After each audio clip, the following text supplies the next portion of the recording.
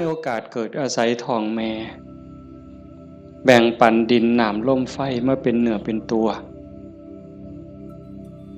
ถึงพ่อแม่สิแบ่งดินน้ำลมไฟเป็นเนื้อเป็นตัวเฮาแต่สิ่งที่ตกแต่งให้เฮาเป็นผู้ยิ่งให้เฮาเป็นผู้ชายเป็นคนขี้ร้ายเป็นคนงามเป็นคนโง่เป็นคนฉลาดเป็นคนถูกเป็นคนรวยอันนั้นขึ้นกับบุญเนี่ยขึ้นกับบุญกับบาปที่ได้เฮ็ดได้สร้างได้ทำไว้ตั้งแต่อดีตก่อน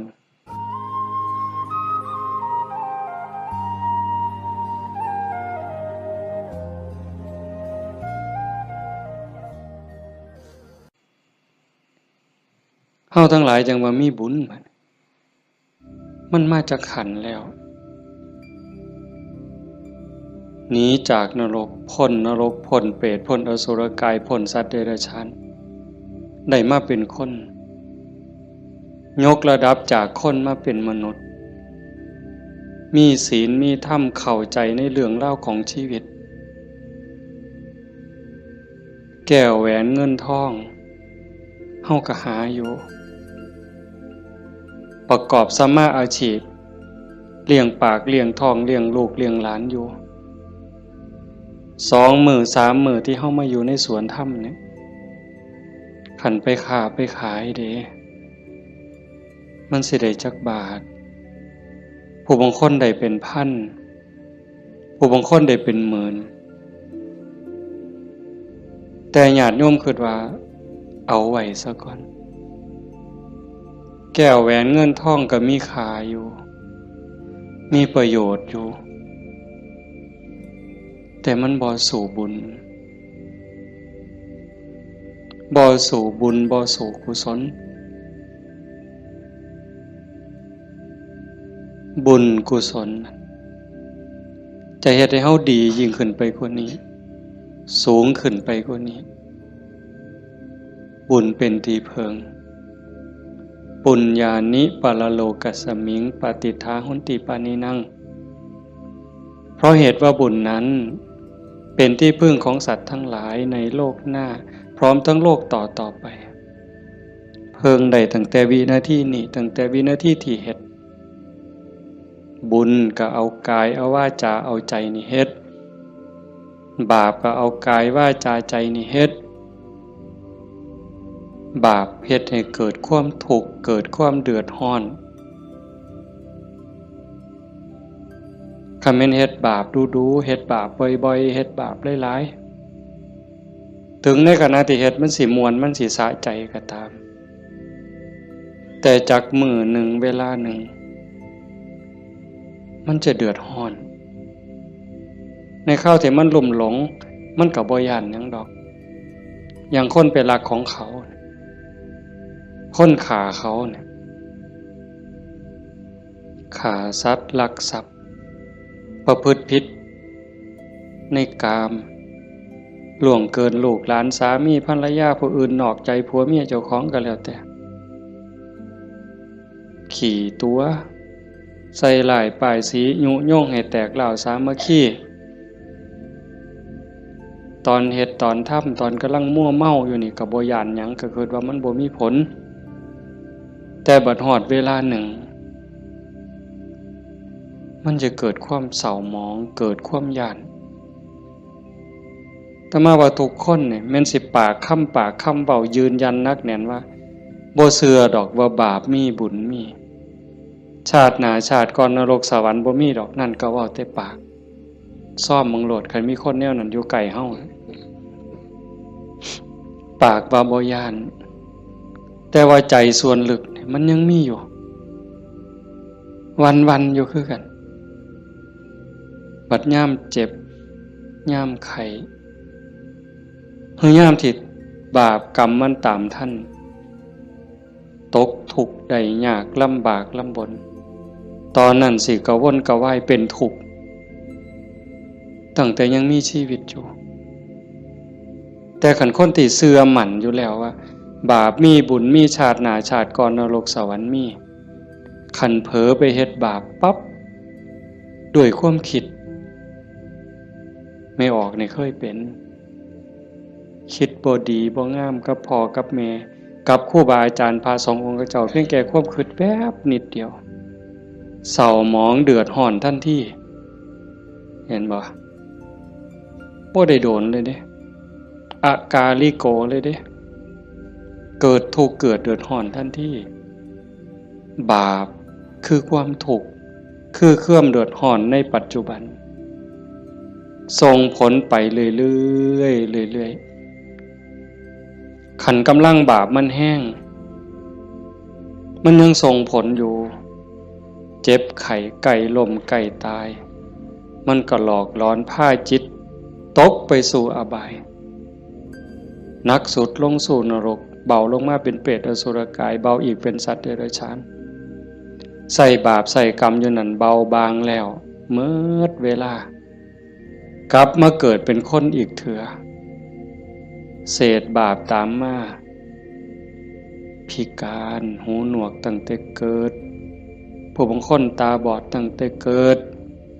ผู้บางคนอวัยวะบ่สมส่วนผู้บางคนอวัยวะครบคือหมูตีนครบมือครบแข้งขาครบแต่ว่าขี้ร้ายโยมว่ามันถูกซ้ำใดเห็นหมูเขางามเจ้าของก็นั่งเศร้าซองก็โจกงามเลยจะเป็นอุกจะเป็นอังลังเถื่อก็หน้าตาดีดีแต่พิการมันมีแนวเหตุให้กลุ่มใจทุกข์ใจอยู่หั่น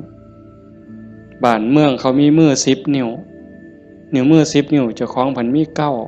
9เป็นตะยูว่าบัดนี้ไหว้พระย่ามใดก็จักสิเสียงจักสิเฮ็ดจังได๋ขาดก็บ่ดีคันเกินมา11 นิ้วแล้วบัดนี้สิ่งเหล่านี้เป็นผลของบาปที่ตามมาเล็กๆนะคันแม่นว่าอวัยวะก็คือหมู่อยู่หน้าตาก็พอไปวัดไปว่าก็บ่พอสิอายคนปานใดแต่ว่าทุกข์ล่ะเฮ็ดเวียกปานไฟไหม้มือไหม้ตีนคำบ่ได้ยืนขึ้นบ่ได้อยู่แต่บ่พออยู่พอกินจักเถื่อเอาคันหาอีกแนวนึงดีล่ะพ่ออยู่พ่อกินหน้าตาก็พ่อไปวัดไปว่าแต่ว่าได้ผัวขี่เหล้าเป็นจังไดคันสิป้ามันก็หักอยู่ได้เมียปล่อยเก่งบัดนี้เป็นจังไดเจ้าพ่ออยู่บ่บัดนี้ก็ยังว่าคู่กรรมคู่เวรเอาให้อีกก็ได้ผัวก็ดีดีเมียก็ดีดีบอกกันอ้อมแอมอ้อมแอมปานเทวดาแต่ว่าลูกปานผีบัดนี้ผานมันอย่างเดียวนอนก็บ่หลับกลางเว้นก็เป็นทุกข์กลางคืนก็เป็นทุกข์คิดอยากแต่น้ำลูกชายก็พอแห้งแล้วลูกสาวก็พอแห้งแล้วนั่นคือผลบาปแต่บุญล่ะบุญเป็นสื่อของความสุขเป็นสื่อของความดีความงามนำมาซึ่งความเจริญในขณะที่เฮ็ดปั๊บเฮ็ดบาปก็เอากายวาจาใจเฮ็ดบุญก็เอากายเอาวาจาใจนี่เฮ็ดแต่ว่าบุญเฮ็ดแล้วมีความสุขบ่ต้องรอชาติหน้ายังไม่ออกมาในสวนธรรมกราบพระปั๊บบ่แม่นกราบตามธรรมเนียมเนี่ยกราบด้วยความเข้าใจว่าเฮากราบพระรัตนตรัยพระพุทธเจ้าพระธรรมพระสงฆ์พระพุทธะนี่อยู่ในใจกราบลงไปโดยสำนึกขึ้นขององค์สมเด็จพระบรมศาสดามันเกิดความอิ่มใจเกิดปีติสิสังเกตไม่ออกสังเกตเจ้าของอยู่ว่าเวลาเฮานั่งสมาธิเนี่ยคือภาคค่ำเนี่ยแหละภาคแรงเนี่ย5 โมงแรง 6 โมงแรงนั่งสมาธินิ่งๆหอดเวลาทำวัด คุกเข่าขึ้นกราบงามๆนิ่มนวลคือกราบไปบนหลังพระบาทของพระพุทธเจ้ากราบลงไปบนหลังตีนเอาภาษาเฮาเอาหน้าผากแตะลงไปบนหลังตีนของพระพุทธเจ้ากราบ3 เทื่อแล้วเงยขึ้นประนมมืออะระหังสัมมาสัมพุทโธภะคะวาพระผู้มีพระภาคเจ้าเป็นพระอรหันต์ดับเพลิงกิเลสเพลิงทุกข์สิ้นเชิงตรัสรู้ชอบได้โดยพระองค์เองโอ้ซ้ำนี่มันอิ่มน้ำตาไหลอ่อนซ่อนเจ้าของอิ่มใจภูมิใจเด้ทั้งเถื่อเฮาบ่ต้องเว้าคิดซื่อๆนั่งสมาธินิ่งๆทบทวนพระพุทธเจ้าเพิ่นเป็นไผมาจากไสเฮ็ดจังได๋ได้เป็นพระพุทธเจ้าบุกบั่นฝ่าฟันเสียสละหยังมาแน่กลัวได้เป็นพระพุทธเจ้าพอได้เป็นพระพุทธเจ้าแล้วขนขวายในการบอกการสอนการแนะการนำพระมหากรุณาธิคุณที่ยิ่งใหญ่หวังให้สรรพสัตว์ทั้งหลายพ้นไปจากความทุกข์พ้นไปจากการเกิดการแก่การเจ็บการตายพอพระองค์เห็นว่าวัฏฏะสงสารนี้หาความปลอดภัยอีหยังบ่ได้เฮ็ดบุญบักใหญ่หลวงตกนรกก็มีเฮ็ดดีมาตลอดชีวิตพลาดนิดเดียวล่วงลงสู่อบายก็บ่อึดแม่นสิเกิดมาเป็นคนดีแล้วงามแล้วร่ำรวยเฉลียวฉลาดมียศถาบรรดาศักดิ์แล้วแต่ความทุกข์ก็บ่เคยห่างหายไปจากคนเกิดเป็นทุกข์โยมกระทบทวนเห็นเกิดในท้องแม่9 เดือน10 เดือนพัฒนาการเฮานั่งคดจ้องของอยู่ในท้องแม่มือคลอดแม่ก็เกือบตายทั้งเถื่อก็ตายอีหลีแม่ก็ห้องโฮโพสังกาหมดลูกหลุดออกมาสลบเลยลูกพดออกมาปั๊บก็หายกากหลด100%เต็มหมดสุคนทุกข์เลยเกิดมาทุกข์แก่ก็ทุกข์หูจักสุคนแล้วนั่งอยู่นี่เจ็บแขวเจ็บข้างเจ็บแข้งเจ็บขาปวดหลังปวดแอวเคยหมดสุคนนะหัวงอกตั้งแต่หัวงอกก็คือมันบ่เจ็บบ่ปวดก็ทุกข์เว้ยไม่ออกเป็นเลยว่ะซองกระจกเห็นผมงอกนี่ถอนปั๊บโลดย่านเข้าว่าเจ้าของเฒ่าเห็นบ่อายุ40คนเขาเอิ้นแม่ใหญ่ได้งวกปั๊บตาเขียวปื้อโลดเด้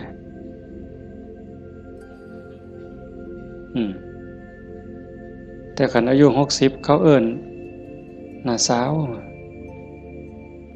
อายุปานใดล่ะ60ว่าแต่แม่น45หนู กินฮอดข้าวมันเลยเป็นบ้าเด้นี่ดีใจอ่ะเห็นบ่เฒ่าก็เป็นทุกข์เจ็บก็เป็นทุกข์ตายล่ะคนตายตอนมันตายแล้วมันบ่ทุกข์ดอกร่างกายหั่นแต่ว่าความรู้สึกนึกคิดน่ะมันห่างย่านตอนบ่ทันตายเนี่ยมันย่านเป็นหยังจังย่านหันคำถามแนวนี้เป็นหยังจังย่านตายบ่มั่นใจในเจ้าของที่จริงกันเฮาเฮ็ดบุญเฮ็ดกุศลสร้างคุณงามความดีไว้เพียงพอมันสิย่านเฮ็ดหยัง อาตมาคือกันอาตมาย่านตายไม่ออกยังย่านตายอาตมาย่านอาตมาตกนรกนี่หม่องมันแมนอีหลีบัดนี้คันว่าตายปั๊บอาตมาจะไปเกิดเป็นเทวดามีสวรรค์วิมานกว้างใหญ่มีบริวารล้อมหน้าล้อมหลังมีทิพย์หมดเขาสิไปเกิดเป็นพรหมจังซี่สิไปย่านเฮ็ดหยังบัดนี้ก็สามเฮาสิหนีจากบ่วข้วยนอนจักขี้ตมจักขี้งัวขี้ข้วยไปขึ้นปราสาทมีเครื่องหอมเครื่องท่ามีความหอมเต็มสะดวกสบายเฮาก็บ่ได้ย่านแต่นี่มันสิตกลงไปหลายกว่าเก่าเนี่ยมันก็เลยย่านแม่นคือบ่อาตมาบ่ฮู้ดอกโยมก็คิดเอาเองว่าโยมย่านคืออาตมาบ่ตายมันทุกข์บางเทื่อก่อนตายเนี่ยญาติโยมนี่คนประพฤติปฏิบัติธรรมไปร่วมงานศพดูๆไปเยี่ยมคนป่วยบ่อยๆนี่ได้น้อมธรรมเข้ามาใส่ตนซ้ำใดเห็นคนเจ็บคนป่วยทรมานโอ้ย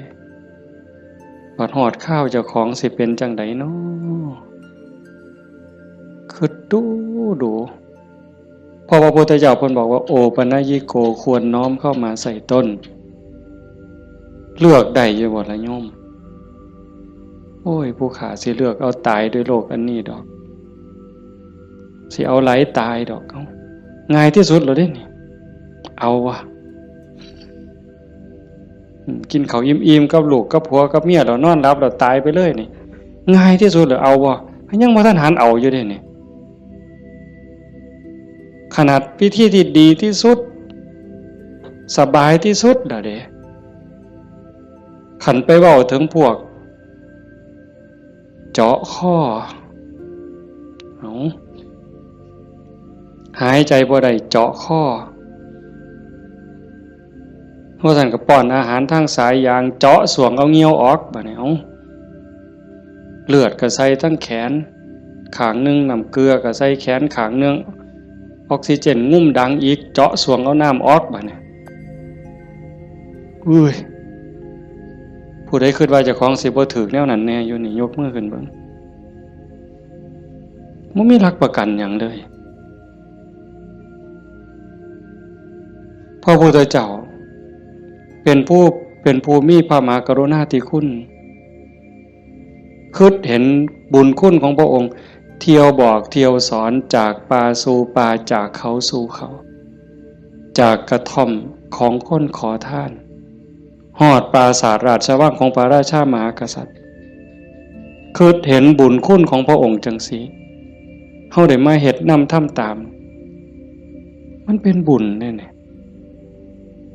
คิดพ่อคิดเห็นนั่งสมาธิพิจารณาไป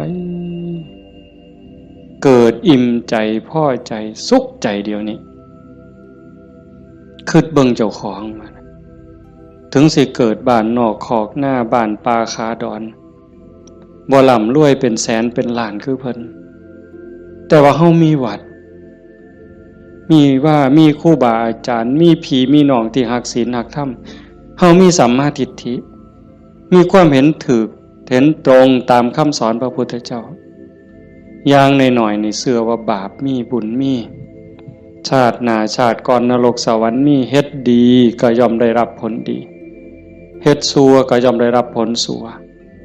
พระพุทธศาสนาสอนเรื่องเหตุเรื่องปัจจัยเพราะสิ่งนี้มีสิ่งนี้จึงมีหวานพืชจังไดก็ได้ผลจังซั่นอ่อนซ่อนเจ้าของภูมิใจในเจ้าของแม่นสิเกิดบ้านนอกคอกหน้าทุกข์ยากปากหมองบ่ร่ำบ่รวยบ่สวยบ่งามแต่เฮามีโอกาสได้เข้าวัดได้มีโอกาสปฏิบัติธรรมเป็นผู้บ่ประมาทได้ยินเสียงปากเสียงเว้าของครูบาอาจารย์น้อมนำลงสู่การประพฤติปฏิบัติซ้ำนี่เฮากับพ่อแห้งอ่ะนี่โยมเป็นบุญล่ะนี่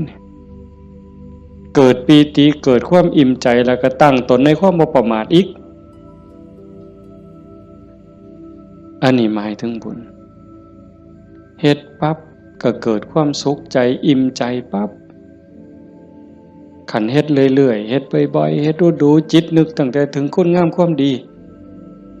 บัดเจ็บบัดป่วยบัดไข้บัดหนาวบัดสิลมสิตายนิมิตที่มันดีมันงาม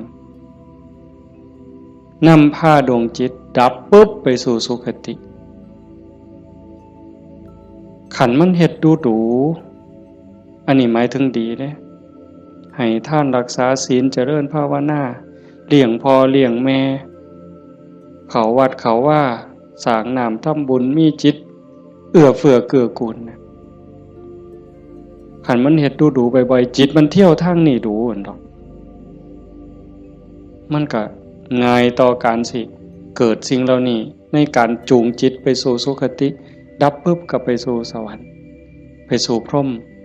อื่นว่าไปสู่สุคติใส่บุญใส่กุศลไปจนหมดแห้งของบุญของบาปของบุญของกุศลส่วนนั้นหมดเวลาขันบ่ท่านถึงความเป็นพระอริยเจ้ากลับมาเกิดเป็นคนอีกเถื่อบัดนี้ ผลบุญพามาเกิดเป็นคนเศษบุญตามมาปุ๊บรูปร่างหน้าตาผิวพรรณสวยสดงดงามมีความอ่อนน้อมอ่อนโยนมาแต่ต้นเกิดในตระกูลสูงเชื่อผู้ดีให้ทานมาหลายๆด้วยจิตศรัทธารวยตั้งแต่เกิดแต่มาว่ามาหลายปีแล้วว่าขันคนให้ท่านด้วยความศรัทธาด้วยความเลื่อมใสเฮ็ดด้วยความจริงใจผลมันให้รวยบางเทื่อรวยตั้งแต่เกิดบ่ทันมื่นตาซ้ำปู่ย่าตายายเตรียมฝากธนาคารไว้ให้เปิดบัญชีไว้รับเป็นร้อยล้านพันล้านล่ะเห็นบ่ล่ะนั่นคืออานิสงส์ของศีลของทานของบุญของกุศลสวยรวยสวยผอมงามผอมรวยผอมฉลาดผอมโรคภัยไข้เจ็บหน่อยอายุยืนมีคนเคารพนับหน้าถือตาเว้าหยังคนก็เชื่อถอยฟังคำผู้ใดบ่อยากได้เนี่ยก็ 100% ทุกคนอยากได้แต่ว่าอยากซื่อๆมันบ่ได้แบบนั้นต้องเฮ็ดต้องสร้างเหตุปัจจัยแต่ว่าคนไทยในปัจจุบันเนี่ยอาตมาว่าก็กำลังหลงทางไปไกลคือกันมองจังหนึ่งก็คือศาสนาพุทธเจริญเบิ่งอีกแนวหนึ่งก็คือเสื่อมเต็มทีในเวลาเนี่ยนี่คือชุมนุมชนของเฮาเนี่ยกลุ่มเฮาเนี่ยคือเจริญอยู่แต่ว่าอีกกลุ่มหนึ่งมันอาศัยพุทธศาสนาติดยี่ห้อพุทธศาสนาแต่ว่าเนื้อในแกะกล่องเปิดขวดกินเข้าไปมันบ่แม่นบ่อยากเว้าหลายปานใดดอกเรื่องหมู่นี้แต่มันต้องเถือกับเป็นตะเว้าอ่อนวอนบวงสรวงพิธีกรรมเนี่ยมันออกนอกทางหมดนิยมคันมันสิง่ายปานนี้พระพุทธเจ้าสิมานั่งเฮ็ดหยังสิสอนเฮาให้ฝึกให้ฝนให้เพียรเฮ็ดหยังครูบาอาจารย์หลวงปู่หมั่นหลวงปู่ชาเอาชีวิตเกือบบ่รอดก็ซั่นก็ครึ่งฝ่ายแล้วก็มาผูกหัวเจ้าของก็สวดซะทีล่ะอิติปิโส1,800,000ก็ได้ตัวให้มันหอเวินกิเลสคูโคบเอาโลดติล่ะมันแม่นบ่ล่ะกระแสนี่กำลังแห้งไม่ออกกระแสนี่กำลังหลายนั่งเถื่อกับเงินนี่เป็นตัวตั้งบ่ได้ตั้งใจดอกแต่ขี่รถมาได้ยินไหมเปิดวิทยุฟังแถวนี่ล่ะวิทยุแถวนี่ล่ะหมดน้ำกันนี่ล่ะเนาะพอมันได้เงินหลายบางมื้อวันที่2บ่อาตมาไปเทศงานนึงเทศจบคนกำลังลังมาอันนี้มื้อสาวมื้อรุ่นก็เลยถามประธานงานเขาก็บ่ฮู้ดอกว่าท่านเข้าใจว่ามันเป็นแนวใดนะถามว่าเป็นจังได๋งานเรียบร้อยดีอยู่บ่เรียบร้อยอยู่ค่าน้อยเพิ่นว่าอุ้ยได้เงิน 800,000 กว่าเพิ่นว่าสาธุว่ะงานคืนเดียวง่ายๆแจกไม่หีบกันหมดคืนเนี่ย อยากเคาะเมิดไว้ก็ออกแบ่งใหญ่ๆถ้ามาเสือว่าพระพุทธเจ้าบ่สอนแล้วก็บ่ได้พาเฮ็ดแนวนั้นแต่แนวจังซี่นี่แม่ออกบ่ออกนอกจากเป็นบุญเป็นกุศลเด้เฮามาเฮ็ดในมื้อนี้เวลานี้เด้นอกจากมาสร้างบุญแล้วมาหาที่เพิงสำหรับดวงจิตดวงวิญญาณเจ้าของแล้วชีวิตมันมีกายกับใจอย่างว่าร่างกายประกอบด้วยดินน้ำลมไฟเหมือนเวลามันก็แตกสลายดินขึ้นดินน้ำขึ้นน้ำลมขึ้นลมไฟขึ้นไฟแต่กระแสจิตกระแสใจกระแสวิญญาณเดินทางต่อหอบบุญหอบบาปไปขันดวงจิตดวงใจดวงใดได้รับการพัฒนานอกจากบุญแล้วพัฒนาคือมันเฮ็ดให้เกิดให้มียกระดับเจ้าของสูงขึ้นจากอำนาจการบีบคั้นกดขี่ข่มเหงของกิเลสคือความโลภความโกรธความหลงจิตดวงนั้นเบายิ่งเบายิ่งละเอียดยิ่งสูงใกล้พระพุทธเจ้าไปเรื่อยๆเรื่อยๆเรื่อยๆขันใจต่ำก็หมายความว่ากิเลสถมมันหลาย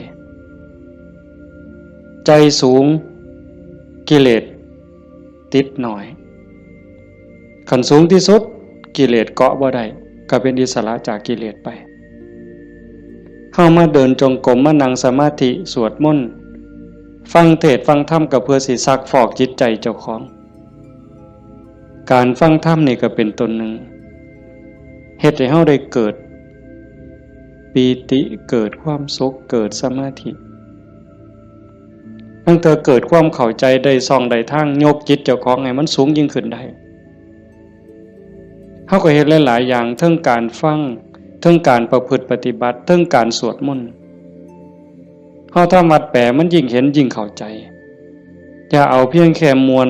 เอาเพียงแค่ความไพเราะอย่างเดียวเฮาสวดซ่าๆเฮามีโอกาสพินิจพิจารณาถึงความหมายที่เฮากล่าวออกไปแต่ละคำน้อมนึกเห็นพระพุทธเจ้านึกถึงครูบาอาจารย์พระอริยสงฆ์คือจังเพิ่นบอกเพิ่นสอนอ่านไปนำสวดไปนำพิจารณาหาเหตุหาผลหาความหมายนำมันจะได้เข้าใจยิ่งขึ้นคันเฮาคิดจังสี่คือโยมพอออกผู้เป็นเจ้าภาพเป็นตะเงิดคนอีหลีเด้อาตมาเห็นอาจจะเห็นมาหลายแต่จื้อได้นี่เป็นรายที่สองผู้หนึ่งโยมเพื่อสังขะจังหวัดสุรินทร์เฮ็ดแรกๆเนี่ยเฮ็ดเป็นรีสอร์ทเฮ็ดสวนนี่เป็นรีสอร์ทมีบ้านพักเอาไปเอามาไปปฏิบัติธรรมดูเขาก็คือสิบ่ต่างกับเจ้าภาพเฮาใจตกลงไปในกระแสธรรมหักศีลหักธรรมมั่นใจแล้วว่าอันใดสิเป็นที่เพิงของชีวิตอันใดสิเป็นสมบัติควรสิถือออกจากโลกนี้ก็ค่อยๆเปลี่ยนบัดจากรีสอร์ทจากบ้านพักนัดพี่นัดน้องไปร่วมปฏิบัติจากกลุ่มก่อนเล็กๆจัดประกาศงานบักใหญ่มีงานปฏิบัติธรรมมาหลายปีตั้งสถานีวิทยุคือกันเลย2 ปีที่ผ่านมาหลังเนี่ยจัดงานปริวาสโยมได้ไหนไม่ออกได้ไหนเอาสวนเจ้าของจัดเป็นงานปฏิบัติธรรมนิมนต์พระมาเขาอยู่ปริวาสกรรมญาติโยมไม่ออกชาวบ้านกับมาร่วมปฏิบัตินำกับพ่อๆกันนี่แหละครับเฮาแต่เพิ่นก็มีพระเสริมเข้ามานี่คือมั่นใจแล้วว่าสิ่งที่สิถือออกจากโลกนี้นอกจากบุญกุศลคุณงามความดียังมีโอกาสได้คัดเกลาจิตใจยกระดับจิตวิญญาณเจ้าของให้สูงขึ้นให้มันสูงขึ้นจากอำนาจของความโลภความโกรธความหลง ความอิจฉาริษยาอาฆาตพยาบาทจองเว้นหน่อยเนื้อต่ำใจบุญยังบ่ท่านปลอดภัยปานใดเลยดีอยู่แต่บ่ท่านปลอดภัยเพราะว่าคำสอนของศาสนาญาติโยมก็ได้ยินอยู่แล้วหลายๆมื้อเขาก็ทำวัดอยู่ประจำละชั่วประพฤติดีเห็นบ่ละชั่วประพฤติดีทำจิตให้บริสุทธิ์ตัวจิตบริสุทธิ์นี่จึงเป็นพุทธศาสนาละชั่วมาเฮ็ดดีนี่มันยังบ่ทันฮอดพุทธศาสนาแต่มันเป็นหลักษากลของโลกของจักรวาลผู้ใดเขาก็สอนกันแบบนี้ญาติโยมก็ลองพิจารณาว่าชีวิตเฮาที่เหลืออยู่เนี่ยเฮาสิเฮ็ดจังได๋จังสิใกล้พระพุทธเจ้าใกล้หลักธรรมเข้าไปที่สุดจากชั่วมาถึงดีจากดีไปถึงว่างจากชั่วมาถึงดีจากดีไปถึงว่างตัวทางสายกลางเนี่ยเฮาเดินจงกรมเฮานั่งสมาธิแน่ๆแล้วว่าเฮานั่งเอาบุญแต่ว่าเหนือกว่านั้นเด้การพัฒนาการยกระดับจิตโยมก็ต้องเบิ่งนำเพราะว่าธรรมะคำสั่งสอนของพระพุทธเจ้ามันปฏิบัติได้บ่จำกัดการสวากขาโตภควตาธัมโมพระธรรมเป็นสิ่งที่พระผู้มีพระภาคเจ้าตรัสไว้ดีแล้วเฮาสวดมนต์ว่าจังซี่ดีนี่หมายความว่าจังได๋ดีก็หมายความว่าบ่ชั่วตอบแบบพี่บ่าเว้าเด้ดีคือบ่ชั่วแต่ในความหมายนั้นดีแล้วหมายความว่าบ่ขาดพระพุทธเจ้าสอนไว้ตรัสไว้บ่ขาดแล้วก็บ่เกิน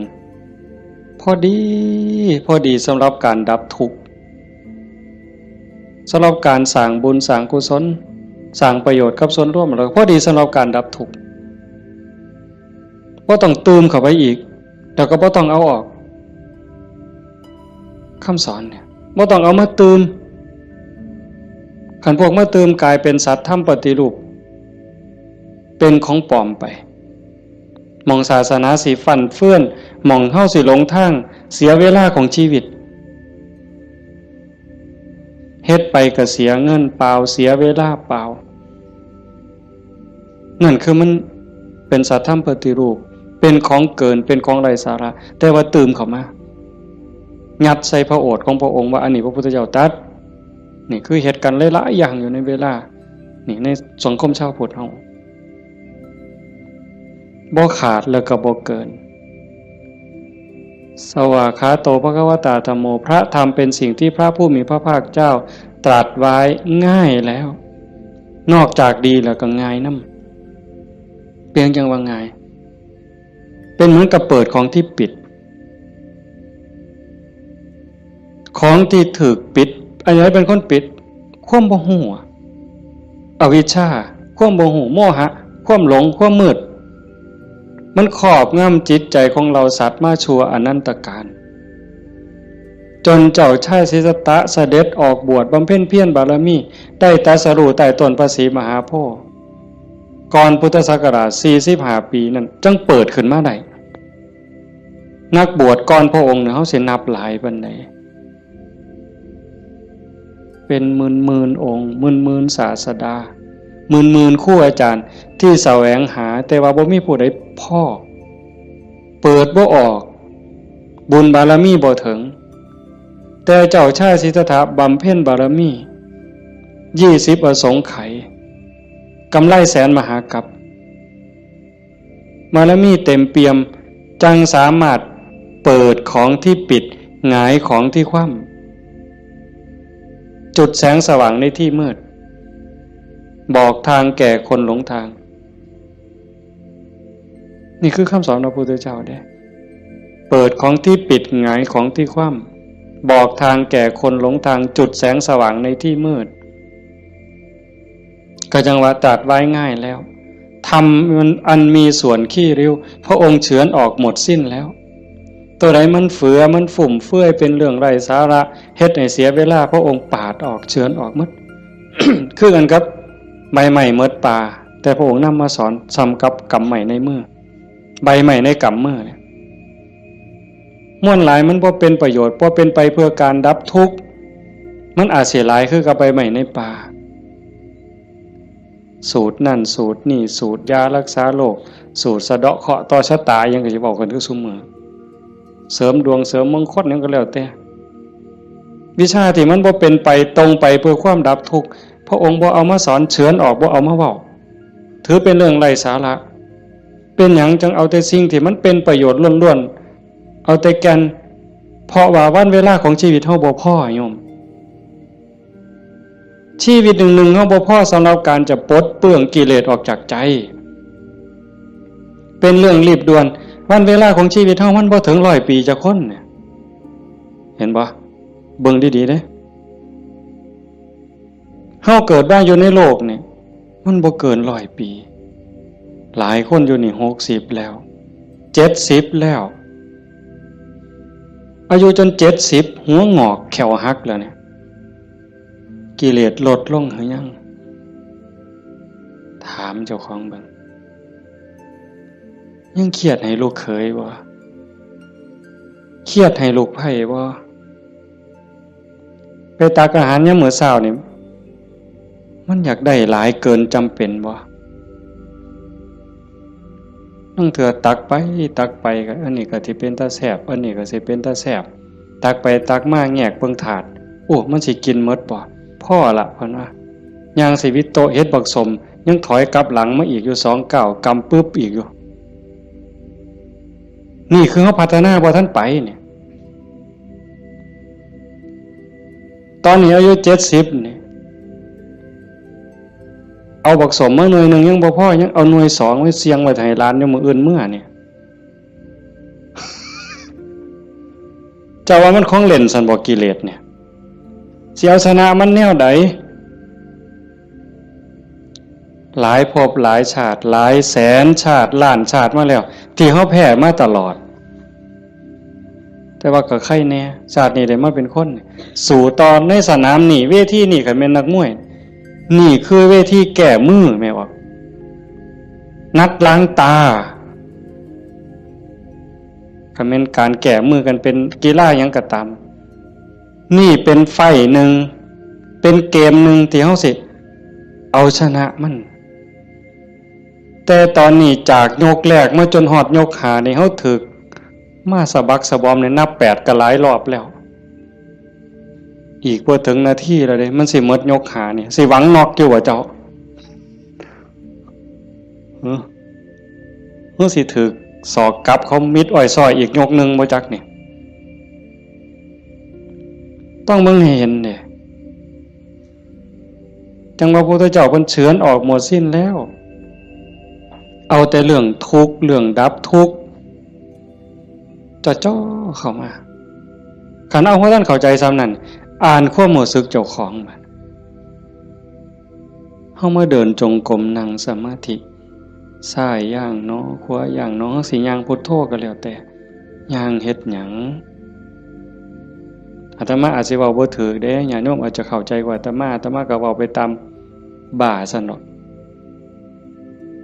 ย่างเพื่อฝึกสติเพื่อเพิ่มความถี่ของสติสัมปชัญญะสติคือความระลึกได้สัมปชัญญะคือความรู้ตัวฝึกบ่อยเฮาเผลอนี่เอาวันนี้เรื่องบุญน่ะมันของตายอยู่แล้วไม่ออกบ่ออกเรื่องบุญน่ะของตายเพียงแค่เฮาตั้งอกตั้งใจมีศรัทธามาเฮ็ดในบุญของตายมันได้อยู่แล้ว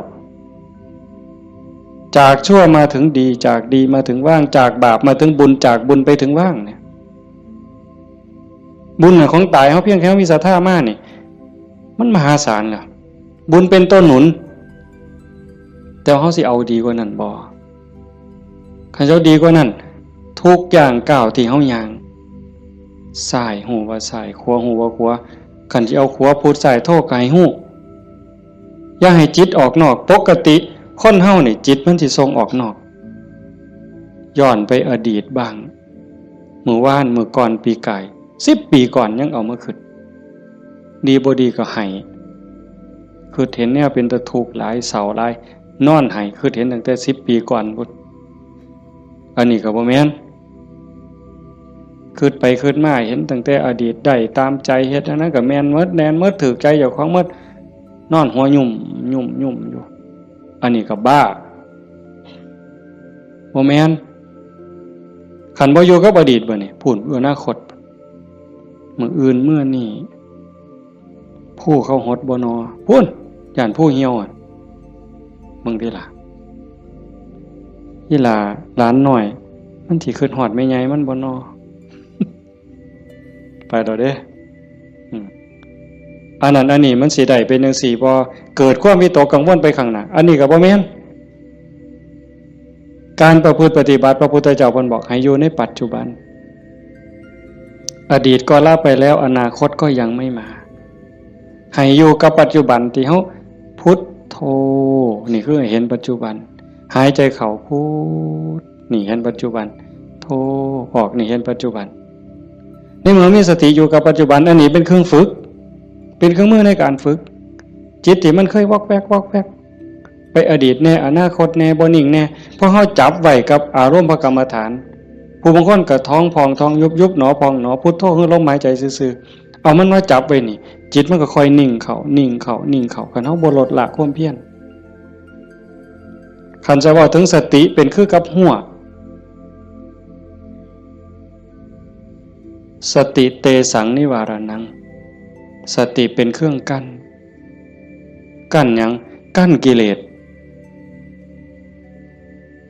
คือความเศร้าหมองคือความมืดความเศร้าหมองแห่งจิตแห่งใจบ่ให้มันมาท่วมทับจิตก็คือฝึกจังซี่คันสมมุติว่าสติเป็นเครื่องหัวเป็นหลักหัวมื้อนึงคือฮอดพุทโธเทื่อนึงขาดบ่เนี่ยเมิดมื้อคือฮอดพุทโธได้เทื่อนึง2เทื่อ10เทื่อ100เทื่อก็ยังว่าห่างคันมันเป็นหลักหัวนี่ลมฮอดสร้างคันสมมุติว่าเฮ็ดไร่เฮ็ดนานี่บ่ว่าแต่งัวเขาสิมากินดอกข้วยสิมากินดอกลมฮอดสร้างหัวมันห่างแม่นมั้ยมื้อนี้เฮาฝึกดูๆมาเพียรปฏิบัตินี่ฝังหลักทีเขาแต่ก่อนมันห่างเป็น 2-3 เมตรสร้างเขาได้มื้อนี้ปักเขาไปกลางกึบเหลืออยู่เมตรครึ่งสร้างเขาบ่ล้มเนี่ยแต่ว่าข้วยเขาได้เด้ฝึกเขาไปอีกเพียรไปอีกพยายามเขาไปอีกฟักกึบเขาไปอีกจากเมตรครึ่งเหลือ75เส้นจบข้วยเขาบ่ได้งัวเขาบ่ได้แต่ว่าหมูอาจสิเขาได้เด้ดุดมุนเลยเสียบเข้ากลางกึบเหลือ30กว่าเส้นหมูเขาบ่ได้แต่หมาเขาได้มันเพี้ยนเข้าไปอีกซับเข้ากลางจาก30กว่าเหลืออยู่20 15ขึ้นไปหา20เสียบเข้าไปอีกเหลืออยู่10กว่าเส้นบัดแล้วไก่ก็เขาบ่ได้เสียบเข้าไปอีกไก่เขาบ่ได้กบอาจสิเขาได้ที่เขาอีกกบเขาบ่ได้เขียดโม่เขาได้ที่เขาอีกเขียดโม่เขาบ่ได้เขาได้แต่เขียดแค่หน้าสติเฮาคือกันสติสัมปชัญญะฝึกบ่อยๆฝึกดูๆเห็นดูๆหูดูๆมันก็จะเป็นความชำนิชำนาญความระลึกรู้ระลึกเห็นบ่อยๆเกิดขึ้น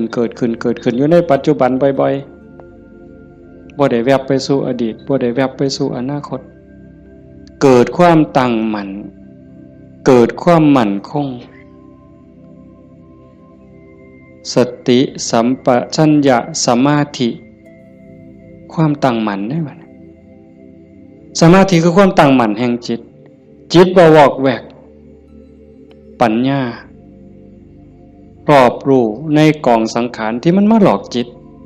สังขารกลางกายก็อีกอย่างนึงสังขารคือจิตใจก็อีกอย่างนึงกายนั่งนิ่งแต่ว่าจิตมันคิดไปทั่วทิพย์ทั่วแดนในเมื่อหูจักเรื่อยๆหูจักบ่อยๆพยายามผูกมันไว้คอยตะล่อมจิตมันคือลิงเพิ่นยังว่าผูกไว้คือผูกลิงใส่หลักสติเป็นเหมือนกับเชือกองค์ภาวนาเป็นคือกับหลัก มันสิดื้อปานใดลิงมันดื้อไปโลดมันไปบ่ได้จักหน่อยมันก็ล้ามันก็ซ่าลงจักหน่อยก็นั่งจิตเฮาคือกันเฮาบ่เครียดดอกมันไปก็ปล่อยมันไประลึกได้ปั๊บก็กลับมาใหม่ระลึกได้ปั๊บกลับมาใหม่ดูเขามันก็มีทางมันก็เป็นความชินของมันอยู่จักหน่อยก็นิ่งได้พอแต่มันนิ่งมันอิ่มแน่ไม่ออกก็สิเคยเห็นหลายคนนั่นล่ะเก่งกว่าแต่มาล่ะนั่งอยู่นี่ซ่อมเบิ่งเนี่ยเกิดความอิ่มใจสุขใจคันเฮ็ดดูบ่อยๆอย่างเฮาเบิ่งท้องพองท้องยุบเห็นคักๆขณะที่ท้องพองขึ้นปุ๊บทอเส้นผมปุ๊บขึ้นมาก็เห็นยุบลงปุ๊บทอเส้นผมนี่ก็เห็นหายใจเข้าหายใจออกคือกันในนี่มันก็มีการเกิดดับเห็นอยู่ในเมื่อนี้ทั้งสัตว์ปั๊บเกิดปีติเกิดความสุขเกิดอิ่มใจอันนี้เล็กๆดอกของเล่นน้อยๆขนาดบางเถื่อเฮาเฮ็ดดูบ่อยๆจนได้หูจักมันแน่แล้วบัดเกิดมื้อนึงเวลานึงเฮามีเรื่องต้องคิดต้องอ่านมันหนหูหนหวยกัดกลุ่มกระวนกระว่ายคิดพอปั๊บคิดฮอดกรรมฐานหายใจเข้าดึงลมหายใจเข้าหายใจยาวๆบึ๊บหายใจออกบึ๊บเย็นว่าขนลุกวืบโล่งอันนี้ก็มีก็เป็นบอนพักอีกอันนึงคันเฮ็ดจังสี่ดูบ่อยๆเฮาสิเล่นจังไดกับมันก็ได้ไม่ออกเคยเบิ่งความคิดเจ้าของบ่นั่งเบิ่งซื่อๆเนี่ยหลังจากเบิ่งลมหายใจเข้าหายใจออกพอสมควรบัดเวลานึงเฮาอยากเล่นกับความคิดตั้งสตินั่งจังสี่ปั๊บก็หลับตาเบิ่งรูปเจ้าของนั่งหลังจากนั้นก็ย้อนเข้ามาทางในเบิ่งจิตที่มันนิ่งอยู่ธรรมชาติจิตมันนิ่งมันว่างมันสว่างเป็นประภัสสรแต่กิเลส ความโลภความโกรธความหลงนั้นมันเป็นแขกมาเยี่ยมมาเยือนชั่วคู่ชั่วข้าวเยี่ยมแล้วก็ไปเยี่ยมแล้วก็ไปแต่ว่าเฮาขาดสติบ่นี่มันเยี่ยมตลอดเวลามาทางตาแน่ทางหูแน่ทางจมูกแน่ทางลิ้นแน่ทางกายแน่รับหูรับตาไว้ก็มาทางใจคิดอยู่ตลอดนี่คือแขกในเมื่อแขกมาเยี่ยมดูจิตใจอ่อนล้าเจ้าของบ้านบ่ได้พักข้าแต่ตอนรับแขก ไม่ว่าเคยเป็นบ่ล่ะสมมุติว่าเป็นเฮาเนี่ยล่ะเดี๋ยวกับผู้นั้นมาผู้นี้มาตอนรับอยู่หมดมื้อหมดเว้นหาข้าวหาน้ำให้อยู่ให้กินคอยเว้าคอยจาทักทายปราศัยเมื่อยเนี่ยคนบ่ได้พักก็เมื่อยก็ล้าใจบ่ได้พักก็คือกันเดี๋ยวก็โลภเดี๋ยวก็โกรธเดี๋ยวก็หลงเดี๋ยวก็ฮักเดี๋ยวก็ซังเดี๋ยวก็ย้านอยู่หั่นแต่คันเราได้เฮ็ดสมาธิได้ภาวนาจิตมันได้พักเป็นพักเกิดความหนักแน่นมั่นคงเด้เวลาที่จิตเฮามีสมาธิเกิดความหนักแน่นมันบ่เป็นสมาธิแบบที่เฮาเว้าถึงกันจนว่านิ่งสว่างดับไปเป็นชั่วโมง2ชั่วโมงเป็นมื้อเป็นเว้นก็สร้างเพียงแค่เฮาเห็นลมเข้าลมออกเนี่ยคือเห็นพุทโธติดต่อกันจัก5นาที10นาทีมันมีแห้งแท้เด้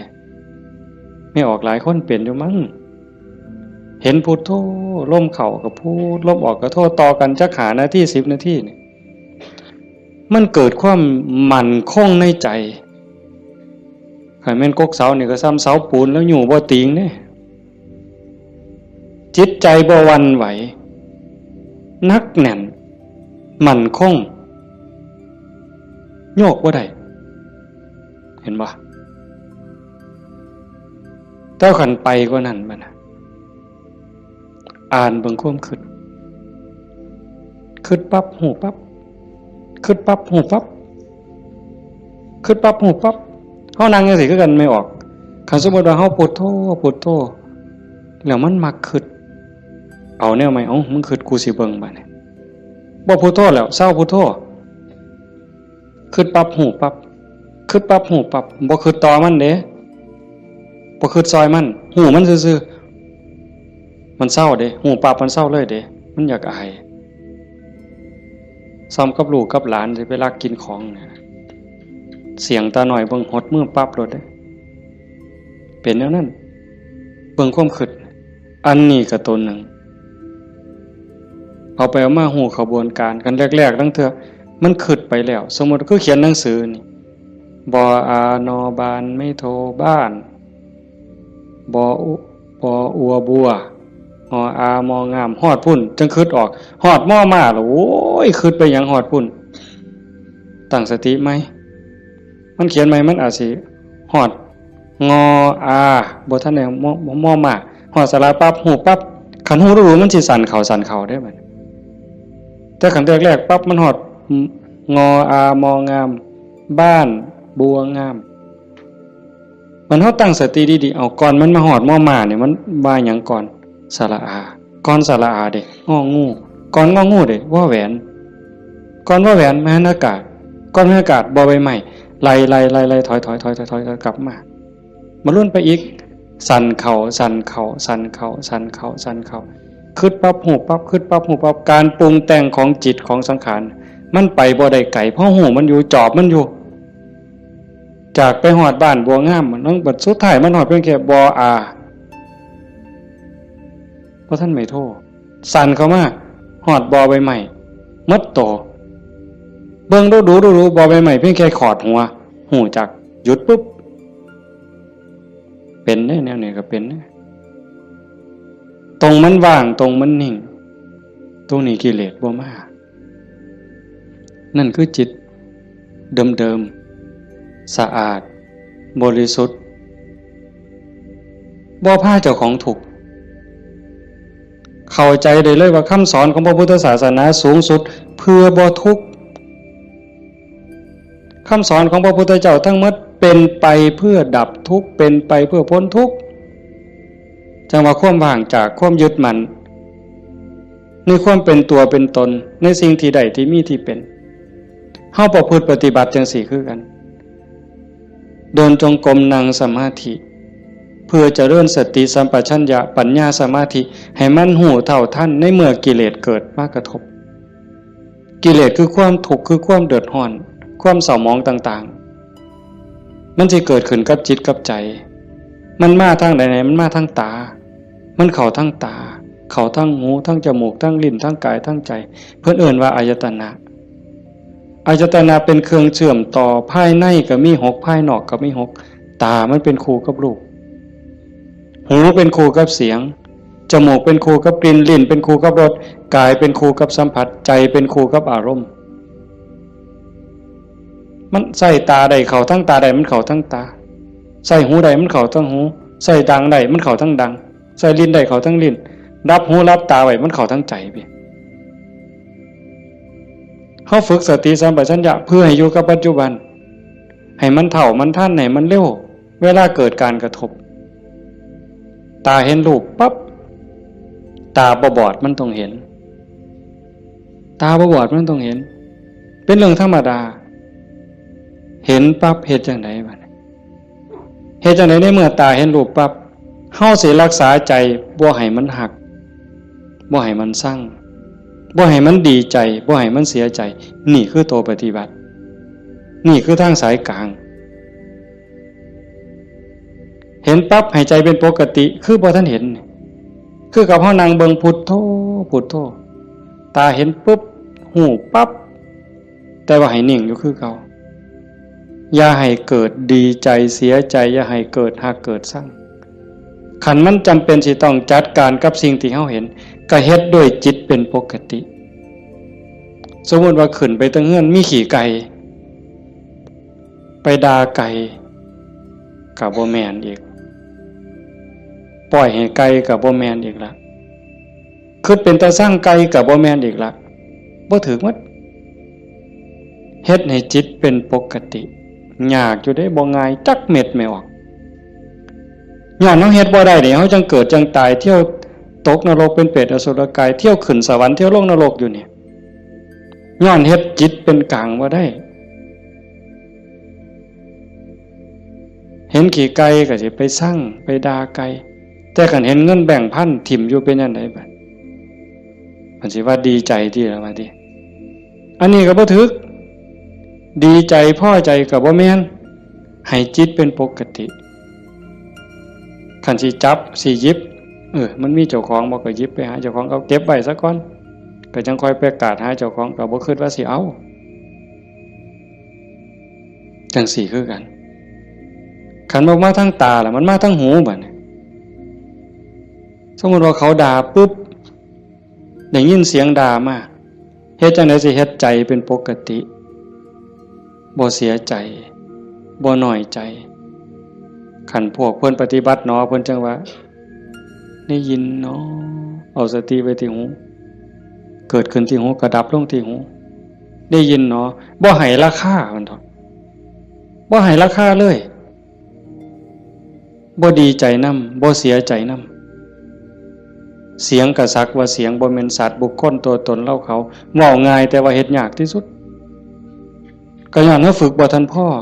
คันผู้ฝึกได้แล้วก็เย็นคือเก่าเด้คือหลวงปู่ชาเพิ่นว่าผู้ที่ฝึกบ่ทันได้คือบ่ทันเข้าใจคนด่าย่างไปเสาก็ด่าไปยามแล้งก็ด่าเห็นยามใดด่ายามนั้นก็ไปเครียดให้มันเป็นยังด่ากูเพิ่นว่าหมัดมือนึงเขาว่าอย่าไปหัวซ่ามาเด้อผู้มันด่าคนเนี่ยเป็นบ้าตัว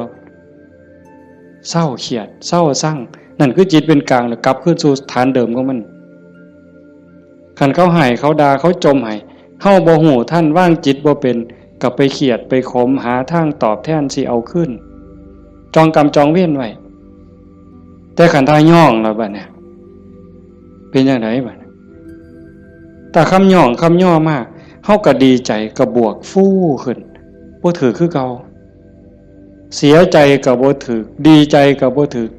แต่ให้จิตเป็นกลางๆนี่คือขอปฏิบัติธรรมชาติจิตเป็นจังซั่นมันบ่เคยฮักไผมันบ่เคยสร้างไผจิตนี่ฮักก็บ่เป็นสร้างก็บ่เป็นดีใจก็บ่เป็นเสียใจก็บ่เป็นโลภโกรธหลงก็บ่เป็นย่านหยังก็บ่แม่นมันเป็นปกติของมันอยู่กลางๆจังซั่นแต่ว่ารักโกรธเกลียดกลัวอิจฉาริษยาน้อยเนื้อตามใจย้อนกิเลสมาย่อมแขกมาเยี่ยมเนี่ยมันพาเจ้าของบ้านป้วงเดี๋ยวนี้ก็ซ้ำกับเฮาอยู่เฮือนธรรมดานี่แล้วเคยเห็นอยู่ตัวบางปีใหม่นี่ลูกหลานเฮาอยู่เฮือนธรรมดากับพ่ออยู่บัดหมู่มาส่วนกินเหล้ามันก็เมาอยู่เฮือนเฮาหั่นแหล้วเป็นจังได๋ซั่นพาเจ้าของบ้านป้วงเลยให้เฮารักษาใจเจ้าของให้เป็นปกติเฮาประพฤติปฏิบัติเพื่อสิ่งนี้เด้โยมตาเห็นก็ให้รักษาใจไว้ปกติหูได้ยินก็รักษาใจไว้ให้เป็นปกติจมูกได้กลิ่นหอมเหม็นก็ปกติลิ้นได้รสก็ปกติแซ่บบ่แซ่บนัวบ่นัวก็ปกติคันมันสิเติมก็เติมไปที่ละน้ำปลานั่นสิเติมเกลือก็เติมไปที่แต่อย่าไปคิดสร้างแม่ครัวอย่าไปจมให้เขาหนาวร้อนมันหนาวมากก็แม่นว่าสิทนกรรมฐานนี่บอกว่าให้ปล่อยว่างมันหนาวก็สิเสืออยู่ซื่อๆบ่ห่มมันดอกผ้านี่ก็แล้วแต่ว่าธรรมชาติมันก็ให้ห่มแต่ว่าก็อย่าทุกข์อย่าเดือดร้อนรักษาใจเป็นปกติคันบ่จังซั่นนี่คนมันติดชั่วก็ติดได้ไม่ออกดีก็ติดชั่วก็ติดแม่นบ่หมู่เจ้าว่าเฮาไผสิเถียงสมมุติว่าตาเนี่ยมันก็บ่แม่นว่ามันสิมักแต่ของถูกใจมันเด้มันได้สิถูกตาแล้วมักเบิ่งได้สมมุติว่าเห็นผู้สาวเห็นผู้บ่าวเห็นคนงามที่เฮาพอใจบ่แม่นเฮาสิเบิ่งแต่คนที่เฮาพอใจเด้เขาเดียวก็เหลียวเบิ่งก็ดีใจโอ้ยงามเนาะโอ้ยพอใจเนาะบ่แม่นแต่จังซั่นอันคนผู้เฮาสร้างนี่ไม่ออกเคยเป็นบ่ว่าจะเป็นกูสร้างปานตาสิแตกเพิ่นว่าสร้างปานตาสิแตกแต่ว่าแม่นเบิ่งบ่เศร้าเนี่ยเอ้าเคยเป็นบ่หมู่เจ้าบ้าเฮือดีซั่นคำนั้นเป็นตาสร้างกูบ่อยากเห็นก็อย่าไปเบิ่งอีกติล่ะเพียงจังเบิ่งบ่เศร้าซั่นเห็นบ่นี่คือมันโง่อาตมาผู้หนึ่งล่ะโง่แนวเนี่ยผู้ใดเศร้าโง่เนี่ยสาธุนำเด้อว่ามันเป็นตาสร้างยังไปเหลียวเบิ่งดูอยู่เอาดังบัดนี้ทั้งจมูกเนี่ยกับมันเราคนมักหอมติดหอมอย่างเดียวได้ไม่ออก ผู้เจ้าเป็นบ่ติดเหม็นไหมปลาแดกไหมปลาแดกเหม็นนี่ฮะว่าปลาแดกหอมเนี่ยตำบักฮวงคือสีแซ่บเปล่าวะนักกับไปกว่านั้นเล็บตีนสักโอ้ยบ้าคือดีกิ่มเล็บตีนสักออกมาเหม็นแทนที่สิทิมนะดมเว้ยดมตัวนึงกับบ่ว่าเด้ดมเทื่อสองหมดแล้วแงกหน้าแงกหลังนี่ผู้เห็นกูบ่นอเพิ่นว่าลี่ดมนั่นน่ะเมืองอุบลเป็นเลยวะยังจะเป็นแต่ศรีสะเกษเอาไว้โอ้ยแทนที่สิเอาถิ่มเนาะแต่มาว่าแงกหน้าแงกหลังเทื่อที่3ที่4บ่มีคนเห็นดมอีกสักเทื่อก่อนจังถิ่มนั่นใส่ว่ามาของหอมว่างจิตเป็นกลางบ่ได้นี่สติปัญญามันบ่พอเห็นบ่อย่าว่าแต่แสบบ่แสบเลยนัวบ่นัวเลยสัมผัสคือกันเย็นห่อนอ่อนแข็งใจคือกันเนี่ยมันบ่ดีคิดแล้วเฮ็ดเจ้าของเป็นทุกข์คิดพ่อเฮ็ดเจ้าของห้องไห้น้ำตาหลั่งน้ำตาไหลก็ยังมีโอกาสนอนมือกายหน้าผากคิดฮอดแล้วก็น้ำตาไหลสะอื้นอยู่ผู้เดียวบ้าคักๆเนี่ยเด้คนเนี่ยก็เนี่ยมันถูกใจเจ้าของก็นอนคิดเห็นแล้วก็หัวยุ่มอยู่ผู้เดียวพลิกไปพลิกมาจนเก็บไปฝันแล้วเว้ยนี่คือจิตมันฝึกบ่ทันใดไม่ออกโยมพอออกเพิ่นพาเฮาเฮ็ดงานปฏิบัติธรรมเสียเวลาย่อมสละสถานที่เงินทองพร้อมเพื่อเอาบุญให้เจ้าของส่วนหนึ่งแล้วก็เพื่อยกระดับจิตใจเจ้าของส่วนหนึ่งแล้วก็เห็นว่าทุกคนคือพี่คือน้องป่วนร่วมทุกข์เกิดแก่เจ็บตายทุกคนเคยเป็นพี่เป็นน้องเป็นญาติสายโลหิตเป็นสามีภรรยากันมานับภพนับชาติบ่ถ้วนชาตินี้ชีวิตนี้ได้เข้าใจในหลักธรรมคำสอนของพระพุทธองค์กหวังให้เกิดประโยชน์สูงสุดส่วนหนึ่งเราก็ฉลาดบักคักถ้ามาเสือสู่คนที่นั่งอยู่นี่แบ่งบุญเล่าเด้เรากินเปอร์เซ็นต์หมู่เจ้าได้เนี่ยเป็นพ่อค้าสำนะหัวพ่อค้ายังมีอยู่นี่แม้แต่เฮ็ดบุญเด้ถ้าเบิ่งมืออื่นทราบบัดสิเมื่อนี่บัดสิเมื่อนี่จากโอ้ยอนุโมทนาสาธุเด้อนำพ่อใหญ่เด้อพ่อใหญ่ก็สาธุเอาหมดให้เจ้าได้บุญหลายๆจะแม่นอ่อนซ่อนเจ้าเห็นบ่เปอร์เซ็นต์ที่เราได้นำหมู่เจ้าเนี่ยจิตเราก็สะอาดขึ้นยิ่งเข้าใจในการประพฤติปฏิบัติหวังยกจิตยกใจพลังบุญตรงนี้เฮ็ดให้จิตเราสูงขึ้นมีกำลังใจขึ้นมีความเพียรพยายามมากขึ้นจิตโล่งโปร่งเบามากขึ้นพลังบุญมันส่งนี่คนฉลาดก็เฮ็ดแนวนี้หันคนบ่ฉลาดเด้มีที่มีสวนจังซี่สถานที่ดีๆจังซี่ส่วนหมู่มากินเหล้ากระท่อมงามๆมันสินั่งกินเหล้าเบิ่งแสงเดือนแสงดาวใจมันสิอ่อนซ่อนคักแล้วไปอีกคนละแนวแต่คนมีปัญญาเฮ็ดอีกแบบนั่นว่าการประพฤติปฏิบัติเป้าหมายสูงสุดก็คือขนกิเลสออกจากใจความโลภความโกรธความหลงความหักความชั่งความเกลียดความกลัวอิจฉาริษยาอาฆาตพยาบาทจองเวรน้อยเนื้อต่ำใจโยมสังเกตใจเจ้าของให้มันเห็นขันบ่เห็นตรงนี้ก็งมอีกโดนเติบได้กิเลสมันเกิดอยู่ใจเนี่ยคุณธรรมก็เกิดอยู่ใจเนี่ยนรกก็อยู่ใจสวรรค์ก็อยู่ใจเนี่ยเฮาสิให้อีหยังเกิดมันเกิดได้เทื่อละอย่างไม่ออกความโลภความโกรธความหลงอิจฉาริษยาอาฆาตพยาบาทจองเวรน้อยเนื้อต่ำใจหักสั่งเกิดในใจเขาเกิดได้เทื่อละอย่างซ้ำกับตะเว้นขึ้นแจ้งมืดจักไปใสเหมือนยังตะเว้นตกดินความมืดจักมาแต่ใสความแจ้งจักไปใส ย่ำเฮาดีใจนี่ความเสียใจจักไปใส่มิดอ้อยซอยย่ำเฮาสร้างขึ้นมาหักกับมดอ้อยซอยผัวเจ้าของนี่แล้วเคยเปลี่ยนบ่ผัวเจ้าของเมียเจ้าของนี่ฮักปานสิกลืนกินแพงกับแพงแต่บัดย่ำสร้างมาแล้วบ่โธ่หักจักไปใส่จนขากันตายแล้วเว้ยเห็นบ่อยู่น้ำกันจังสิบัดเป็นตาหักเกินมากกับเป็นตาหักบัดเป็นตาสั่งกับเป็นตาสั่งจังว่าใจเฮามันได้เกิดขึ้นได้เทื่อละอย่างเทื่อละอย่างแล้วเฮาใส่อีหยังเกิดขึ้นกับใจเฮาบัดนี้ผู้มีธรรมก็อยากให้ความดีเกิดความดีใจความภูมิใจจิตที่มีเมตตาต่อกันหวังดีต่อกันอนุโมทนายินดีนำในเมื่อผู้อื่นเขาได้ดียามเมื่อคนอื่นเขาทุกข์ยากลำบากซอยเหลือบ่ได้ก็ให้มีอุเบกขาให้ถือว่าเป็นกรรมของสัตว์พอซอยเหลือได้ก็ซอยเหลือคันเฮาจอบเบิ่งจังซี่ใจเฮามีอีหยังเกิดขึ้นปั๊บก็ฮู้จักคืออาตมาบอกตอนกลางๆนั่นว่าคิดปั๊บฮู้ปั๊บคิดปั๊บฮู้ปั๊บอันคือเฮ็ดให้มันว่างแต่คันเฮาจอบเบิ่งมันมีอีหยังเกิดขึ้นก็ฮู้ให้มันเป็นเรื่องบ่ดีบ่งาม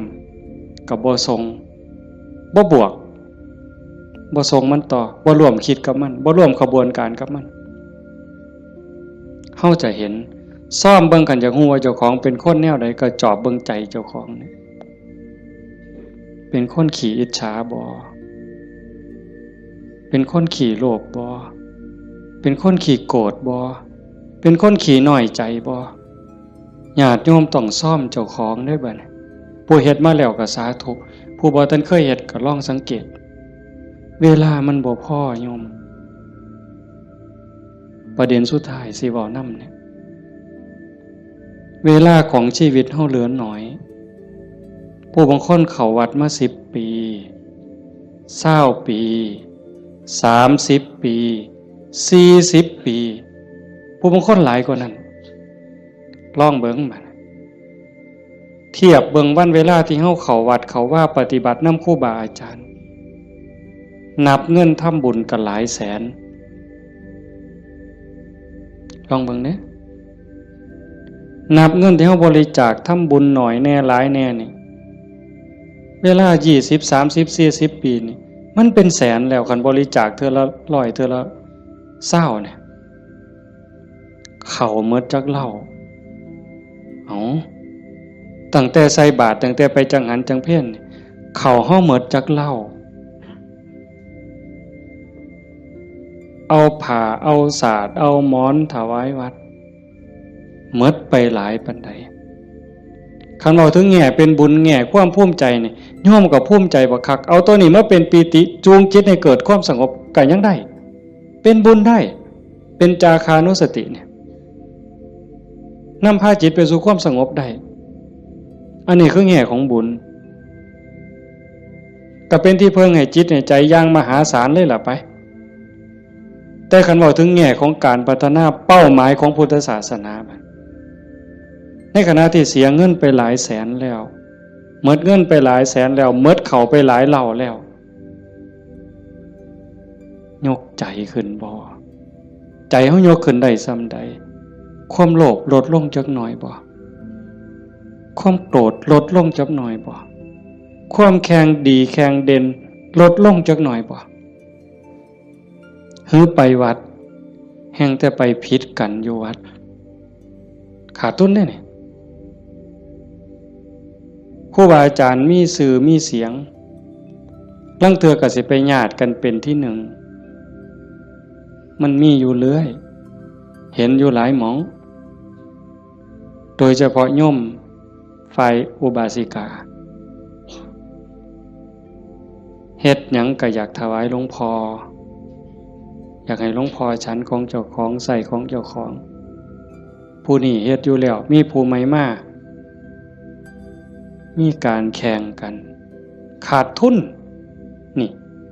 ตัวนี้คือขาดทุนลอดพื้นบ่แม่นขาดทุนธรรมดากิเลสมันบ่ได้ย่อมเฮาเด้ไม่ออกสังเกตเด้อย่าเชื่ออาตมานำ แม้แต่พระเถาะเพราะฉะนั้นหลวงปู่ชาบ่ได้ถีบพระดอกเนาะได้ไปหนวดหลวงปู่แล้วว่าเจ้าของคักหลวงปู่เพิ่นฮู้จักความคือเลยถีบเลยหงายหลังตึงยังจังได้คิดเห็นบ่นี่คือครูบาอาจารย์เพิ่นสอนให้เห็นจิตตัวนี้โยมคันบ่เห็นจิตตัวนี้นี่ง่มเศร้าอีกโดนเติบเยจิตตังสัญญเมสันติโมขันติมานะพันธนาถ้าบุคคลใดจะพึงตามดูจิตบุคคลผู้นั้นจะพ้นจากบ่วงแห่งมารคันเห็นใจตัวนี้นี่เขาต้องการความสะอาดแม่นบ่ต้องการความสะอาดต้องการความบริสุทธิ์แห่งจิตแห่งใจเนี่ยมันจะเห็นคันบ่จังซั่นเข้าข้างเจ้าของเสยเด้มันมาที่หลังมันสิมาใหญ่กว่าเฮาได้จังใดมันสิมาเป็นที่หนึ่งได้จังใดผิดกันวัดแตกเว้ยมีเด้แนวนี้ก็ได้ขาดทุนเสียเงินเสียทองหาคืนใหม่ได้เด้หาเงินแสนเฮาก็ยังมีโอกาสสิหาพ่อโยมหาเงินล้านยังมีโอกาสสิหาพ่อเสียยังก็เสียได้แต่ว่าคันเสียเวลาเนี่ยเสียเลยเด้เสียเลยมีเงิน100 ล้านซื้อนาทีที่ผ่านไปกลับมาบ่ได้ซื้อนาฬิกาเลื่อนละแสนเลื่อนละล้านน่ะซื้อได้แต่ซื้อเวลาวินาทีเดียวก็ซื้อบ่ได้เฮาหายใจเข้าหายใจออกตอนนี้หมดแล้วก็หมดเลยบ่กลับคืนมาอายุเฮาก็หมดไปความตายก็ใกล้เข้ามาเวลาแห่งการเก็บเกี่ยวสัพพะธรรมเก็บกรรมบุญกุศลซักฟอกจิตใจให้สะอาดบริสุทธิ์มันหมดไปเรื่อยๆจังซั่นจังว่าเขาวัดเขาว่าประพฤติปฏิบัติขันบ่เข้าใจถึงสาระแก่นสารคำสอนของศาสนาเนี่ยบุญนั่นได้อยู่ดอกแต่มันบ่ทันปลอดภัยอย่างว่าพระพุทธเจ้าบ่ให้มาติดอยู่ที่บุญแต่เพิ่นให้เฮ็ดบุญให้สร้างบุญให้สร้างหลายๆแต่ว่าให้กายไปอีกสู่ความสะอาดบริสุทธิ์แห่งใจถ้ามันไปบ่ทันฮอดนั้นบ่ปลอดภัยเทวดาก็ตกสวรรค์ได้เห็นบ่จังซั่นจังว่าในเมื่อเฮามาสู่ขบวนการปานนี้โยมพอออกผู้เป็นเจ้าภาพก็ตั้งใจปานนี้เฮ็ดดีมาปานนี้ก้าวขึ้นไปอีกก้าวขึ้นไปนี้ก่อนวันเวลาของชีวิตมันสิหมดให้พยายามเฮ็ดใจให้เป็นกลางๆหูได้ยินจมูกได้กลิ่นลิ้นได้รสกายได้สัมผัสก็เฮ็ดใจให้เป็นกลางๆสิปฏิบัติกับสิ่งที่มากระทบจากตาเห็นจากหูได้ยินจากจมูกได้กลิ่นลิ้นได้รสกายสัมผัสก็เฮ็ดด้วยสติอย่าให้รู้สึกว่าหักอย่าให้รู้สึกว่าสั่งอย่าเฮ็ดด้วยความสั่งอย่าเฮ็ดด้วยความดีใจด้วยความเสียใจอย่าเฮ็ดด้วยความหักให้จิตเป็นกลางกันเฮ็ดจังซี่ขันเฮ็ดได้จังซี่มันอ่อนซ่อนเจ้าของเด้อาตมาก็เฮ็ดบ่ทันได้ก็ยังพยายามอยู่ก็จังว่าส่วนญาติส่วนโยมเฮ็ดไปพร้อมๆกันคันบ่จังซั่นน่ะมันเสียเวลาเสียดายเจ้าของ30-40 ปี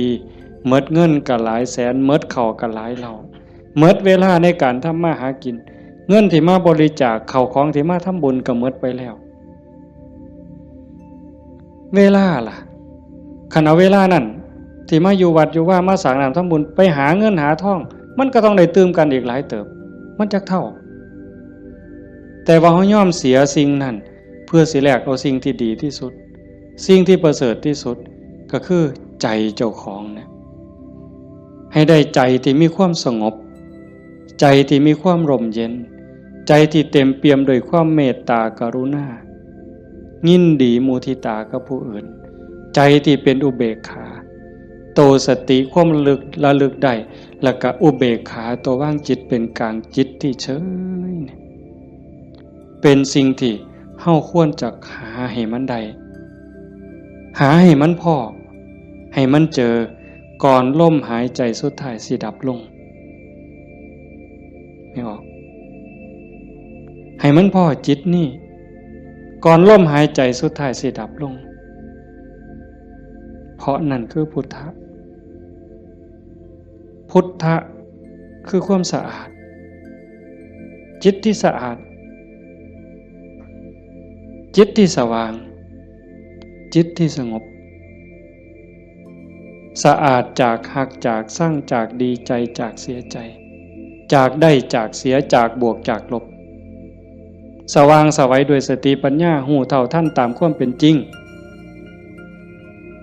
หักก็ตามสร้างก็ตามสรรเสริญนินทาก็ตามลาภยศสรรเสริญก็ตามสว่างตาโดยแสงไฟเพิ่นบอกสว่างใจโดยแสงธรรมบ่ยินดียินร้ายเห็นทุกสิ่งทุกอย่างเกิดขึ้นตั้งอยู่ดับไปอนิจจังทุกขังอนัตตากฎของแต่ละขอบงำสรรพสิ่งอยู่สะอาดสว่างสวัยด้วยสติปัญญาสงบนิ่งจิตใจบ่กระเพื่อมด่ามากกับบ่กระเพื่อมย่องมากกับบ่กระเพื่อมนักแน่นคือกับหินเนี่ยจิตใจของพุทธะเป็นแบบนั้นสะอาดสว่างสงบหูเท่าท่านตื่นจากความลับไหลเบิกบานจากการที่เจ้าของบ่มีโทษ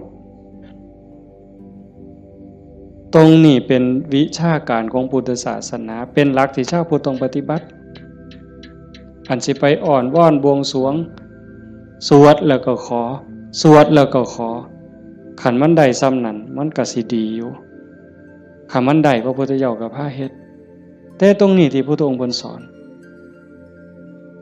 สลบจักเทื่อกลัวสิเป็นพระพุทธเจ้าหลวงปู่ชาลำบากปานใดอาตมาเคยอ่านพอเนาะว่าสิขึ้นไปอยู่เทิงภูว่าบ่อยากยุ่งบ่อยากยากนำการมาหาบิณฑบาตไปอยู่เทิงภูก็ว่าสิเหี่ยวกินพุ่นเนาะเหี่ยวฉันพุ่นเนาะฝึกซ้อมจนปานนั้นบัดเป็นไข้เป็นหนาวไปอยู่กลางป่าก็บ่อยากให้ผู้พี่น้องยากนำก็ซ้อมมันสิใจขาดยามใดสิจูดไปสุดที่ถิ่มเพิ่นว่าบ่ได้ยินเสียงกวงห้องหลวงปู่เพิ่นปัญญาหลายดีเนาะอาตมาก็จังได๋ดอกมื้อนึงไปอยู่อยู่วัดวัง 2-3 มื้อนั่นล่ะก็เปิดวิทยุฟังหลวงปู่เพิ่นเทศน์อาตมาก็หัวอยู่ผู้เดียวจุจ่อๆสั่นๆนี่คำสอนหลวงปู่ซ่าอยู่กับเจ้าของนี่อยู่หูดังนี่เนาะอยู่กับขนตานี่ทักงุ่มจ่อๆธรรมะนี่โอ้จะเป็นปัญญาคักๆเพิ่นยังว่าโอปนัญญิโกเป็นสิ่งที่ควรน้อมเข้ามาใส่ตนมันบ่อยู่ไสไม่ออก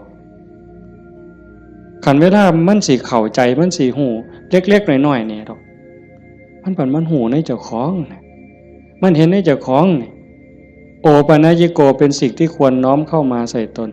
คันน้อมเข้ามาใส่ตนนั่นเป็นคำสอนของพระพุทธเจ้าคันน้อมออกไปจักแม่นคำสอนไผบัดนี้คันไปอ่อนว่อนบวงสรวงเทวบุตรเทวดาอินพรหมยมยักษ์พระเจ้าทั้งหลายนี่แล้วโลดแต่ว่าอาศัยการประพฤติปฏิบัติจังว่าการฟังเทศน์ฟังธรรมให้เป็นไปเพื่อความศรัทธาความเหลื่อมใส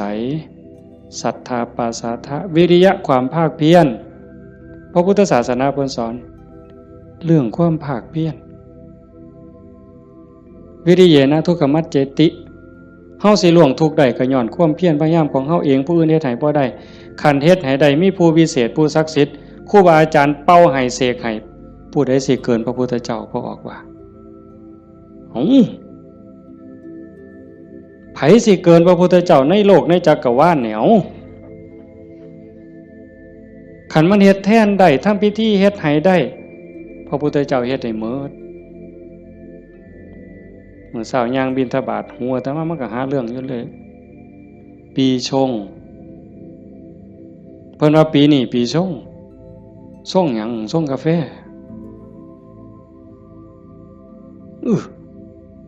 มันยากหยังกับปีกับเดือนนั่นเด้อปีชงเนี่ยเพิ่นนัดกันไปสวดมนต์สะเดาะเคราะห์มื้ออื่นทั้งศรีสะเกษพุ่นผู้ปีชงปีมะยังว่าไว้เฮาบ่เข้าใจปานใดดอกพากันไปสวดไปสะเดาะเคราะห์ไปต่อชะตา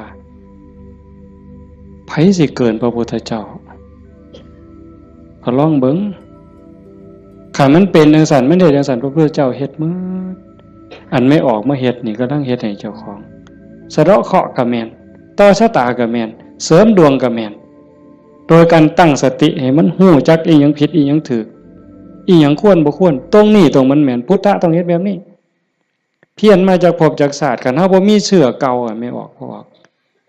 คันว่ามีเชื่อของนักบวชนักปฏิบัติเป็นเชื่อเป็นอย่างเป็นเผ่าเป็นพันธุ์ไว้ตั้งแต่อดีตเฮาบ่มีมือมาเฮ็ดจังซี่ในเมื่อเฮามีของเก่ามานำพามาสู่การเหตุการณ์ทำจังซี่มีกัลยาณมิตรพาเหตุพาทำให้ทุ่มเทเต็มที่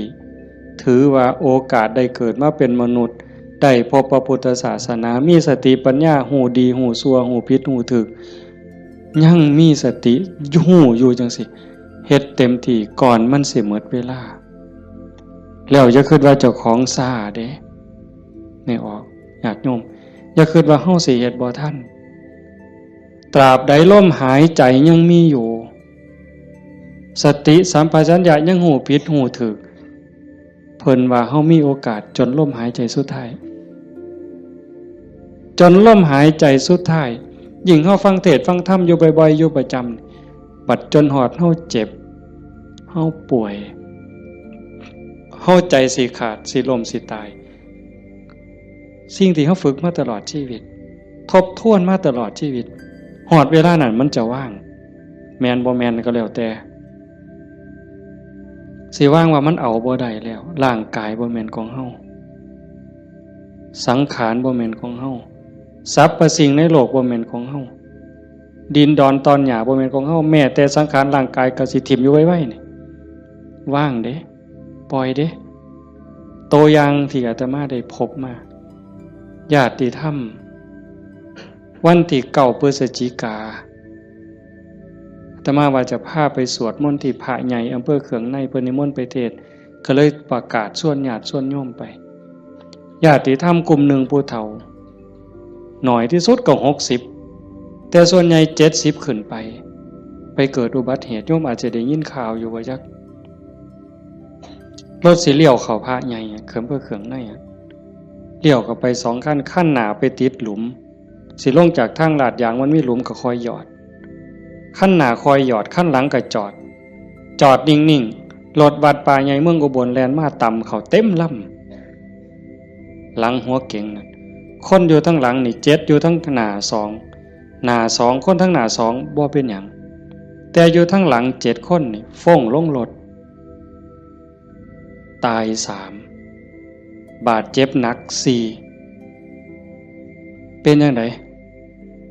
พวกผู้เฒ่าทั้งหมดนี่ว่าชีวิตเฮาอันนี้เพิ่นเว้าก่อนเป็นได้เว้ามาเรื่อยๆดอกบ่แม่นเว้ามื้อนั้นเว้าเรื่อยๆเว้าตลอดถ้าเฮาได้เข้าวัดเข้าว่าได้ปฏิบัติเป็นนักรบตายในสนามรบตายยามใดก็บ่ย้านยิ่งไปเฮ็ดบุญตายแห่งแต่ดีบางสิเลยเด้ตายก็ตายไปแต่ว่าซุ่มยั่งนี่กระดูกโค้งหักแขนหักกระดูกสันหลังเคลื่อนกระดูกต้นข้อเคลื่อนขาหลุดโบกแม่นหมด2คนหนึ่งนี่หมอเขาว่าเป็นอัมพาตตลอดชีวิตซอยเหลือเจ้าของบ่ได้อาตมาก็ออกมาบ่ได้เทศน์จำสนอกได้ยินข่าวอาตมาไปนั่งลงปุ๊บก็เสียงหวอรถดังเลยพอได้ยินข่าวว่าเป็นญาติที่ทำก็แต่ตามเขามาโรงพยาบาลเขืองในพอแต่ไปหอดแม่ใหญ่นึงเขาก็ไปเขามาอุบลก็หลายแล้วแต่แม่ใหญ่นึงนอนอยู่ก็เจ็บแขนหักหน้านี่ลอกหมดเลือดแดงพอแต่เห็นโอ้ยอาจารย์แขวหักเพิ่นว่าแขวเสียไปซ้ำเพิ่นว่าโอ้ยสร้างมันต่อใหญ่บ่ได้ซื้อเพราะบาทดอกแขวเพิ่นว่าเราก็ยังดีใจอยู่เด้หลานหน่อยไปนำหลานอาตมาไปนำ2คนจับมือยายแน่มันหนาวมันสิไปทั้งเพิ่นแล้วนะมันหนาวจับมือยายแน่ให้ยายอุ่นแน่ให้ยายอุ่นแน่เด็กน้อยก็จับ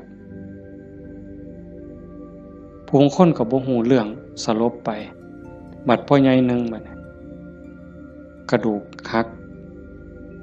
เขาก็คิดว่าแอวหักถ้ามาก็คิดยากหมอเขาก็มาจับนี่เขาก็เพื่อทดสอบว่าเป็นหยัง มาสุดท้ายเขาก็ว่าแอวหักกระดูกหักธรรมาก็โอ้ยตารู้ตนผู้เฒ่าเราก็ถามหาเมียเนาะครูนั่นโยมบ้านฟังเพศอาจจะเห็นพ่อใหญ่ผู้ดำๆมันเพิ่นสิเป็นครูแต่ธรรมาเอิ้นแต่เทวดา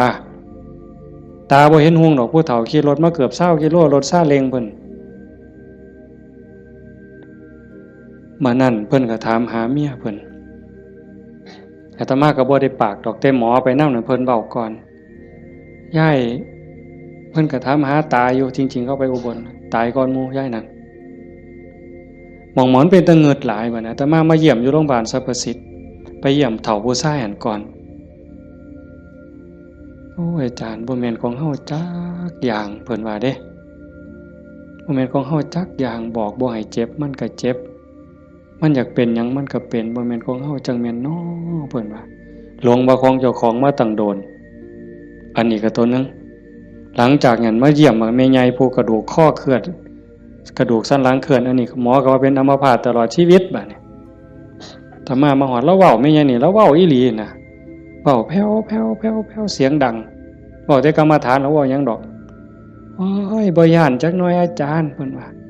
ลูกศิษย์อาจารย์ใหญ่วัดโน่นกุลมบ่ย้านเพิ่นว่านั่งสมาธิ6 ชั่วโมง9 ชั่วโมงสำบายตายก็ดีมันสิได้เศร้าเจ็บเศร้ามีแห้งเพิ่นว่าแต่ว่าเราหลับไปยามใดวึบไปยามใดเราว่าขาวอักลากนี่มองเราอุ่นคือมันสิใจขาดหลับไปยามใดปุ๊บสิคนใส่ชุดขาวเต็มอยู่ตลอดนี่คือนิมิตดีเด้คันตายในขณะนี้นี่สวรรค์เขาเอาเราไปแท้แต่ว่าเราปฏิบัติตลอดที่จริงเขาให้เราอยู่ห้องผู้เดียวเป็นห้องอันตรายแล้วผมว่าโอ้ยดีแห้งอาจารย์เขาให้อยู่ผู้เดียวบ่มีผู้ใดมากวนปฏิบัติภาวนาเมิดขึ้นเพิ่นว่าอันบ่ฮู้ทิพย์เด้นั่นเจ้าของนั่นอันตรายที่สุดเพิ่นว่าเพิ่นสำบายไม่มีผู้ใดมากวนเพิ่นนั่นบัดเอาไปเอามาภาวนาตลอดอยู่โรงพยาบาลตลอดย่างได้ซุมื้อหมอว่าสิเป็นอัมพาตตลอดทั้ง2เท่านี่ตลอดชีวิตเลยซอยเหลือตัวเองบ่ได้แท้เดี๋ยวนี้ย่างได้ทั้ง2คนเห็นบ่มองอัศจรรย์หลายพอใหญ่เข็มนี่แม่ใหญ่ต้องค้ำเมียตายพ่อใหญ่ต้องเข็มพ่อใหญ่เข็มนี่คือทรมานตอนนี้ก็ย่างแล้วโยมแม่ใหญ่สวัสดิ์น้องสาวนั่นตายแล้วอีกผู้นึงถ้ามาเจอบ่ได้ตายบ่เอาเรื่องกับรถถือว่าเป็นกรรมเป็นเวรเป็นสิ่งที่เกี่ยวเนื่องกันมาใครแม่นเฮาสิว่าแนวใดมองอาตมาเงิดอ่อนซ่อนใจคนน่ะขอบ3ครอบครัวนี่ผู้นึงเจ็บสาหัสผู้นึงตายนี่บ่เอาเรื่องกับรถบ่เอาเรื่องกับครูกรณีถือว่าเป็นเรื่องของบาปของบุญเป็นเรื่องของวัฏสงสารให้แล้วต่อกันเขาก็บ่อยากมาซ่อนเขาก็บ่อยากพาเฮาไปตายนี่มองว่าคุณภาพของธรรมะมองเข้าใจธรรมะมันเฮ็ดใจได้ขนาดนั้นคักบ่มื้อนี้แม่ใหญ่นึงผู้เตรียมเนี่ยเผาไปวาง 2-3 มื้ออายุ89 ปี7 เดือนผู้หญิงเด้เลี้ยงลูกเมียใหม่ผัวเพิ่นไปมีเมียใหม่เพิ่นบ่เครียดเมียใหม่ออกลูกเพิ่นเอามาเลี้ยงพร้อมเอาไม่ออกเฮ็ดได้บ่ นี่คือน้ำใจคนนะแม่ใหญ่นี่เราปฏิบัติธรรมอยู่นำครูบาอาจารย์มาตลอดลูกเราดีหมดทุกคนเป็นหมอ2เป็นครูผู้หนึ่งเป็นเจ้าหน้าก็มีอยู่2คนแต่ว่าหม่องอัศจรรย์คือเราปฏิบัติตลอดโยมไม่ออกสวดปาติโมกข์ได้ที่พระเพิ่นลงปาติโมกข์นี่แม่ใหญ่น่ะเราสวดได้อาตมาสวดบ่ได้หม่องเป็นตะงึดหลายแต่ว่าเราตกศาลาเทื่อนึงย่างจงกรมมันมืดตกศาลาสมัยก่อนนั่นขาหักว่าซั่นเห็นบ่บัดมื้ออาตมาสิไปเยี่ยมอาตมาไปเทศน์ฟังทั้งครูขันก็เลยว่าสิกายไปทางนั้นลูกชายเพิ่น ว่าบ้านอยู่ทั้งนั้นก็เลยพาไปเยี่ยมลูกชายก็บอกว่าอาจารย์สิมาเยี่ยมแล้วลูกบ่ได้ตลอดแต่ว่าสติเราดีเด้เพราะแต่ว่าอาตมาสิไปเสียงรถเขาไปจอดแล้วลุกขึ้นมานั่งพอแต่มาไปนั่งลงแล้วก็กราบได้เท่าเดียวดอกก็นอน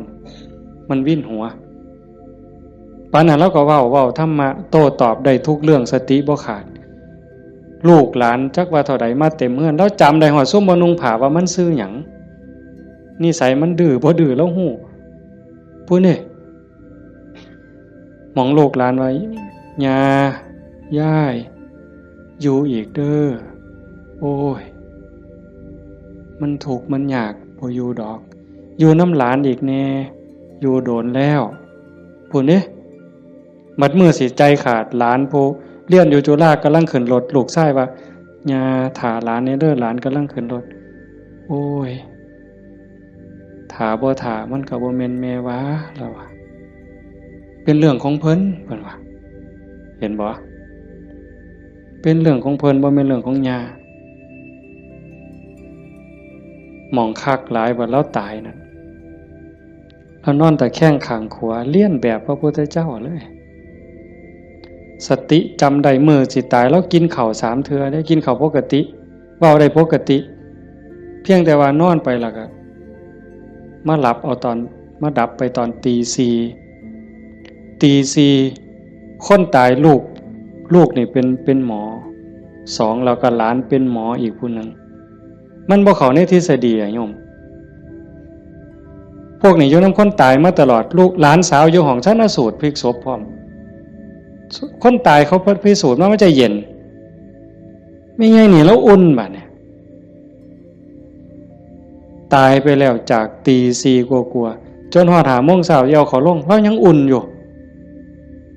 แต่เฮ็ดจังได๋บ่ได้เพิ่นก็ลูกชายเพิ่นก็โทรมาถามอาจารย์สิว่าแนวใดแต่มาเลยว่าบ่ต้องฉีดยาเด้อสิฟื้นหรือบ่ฟื้นเฮาบ่คิดดอกแต่ว่า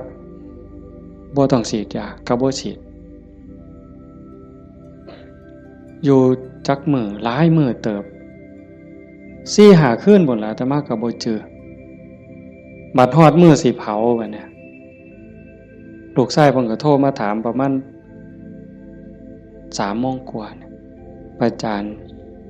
เฮ็ดจังได๋บัดเทื่อเปิดโลงออกมานี่หาแม่ยังอุ่นอยู่คือเก่านี่สิเฮ็ดแนวใดเพิ่นว่าโอ้อาตมาก็บอกบ่ถูกดอกโยมไขเบิ่งซะก่อนว่าซั่นแต่ว่าใส่เพิ่นใส่ตู้โรงเย็นอยู่แต่มันเย็นทั้งหลังนั่นน่ะ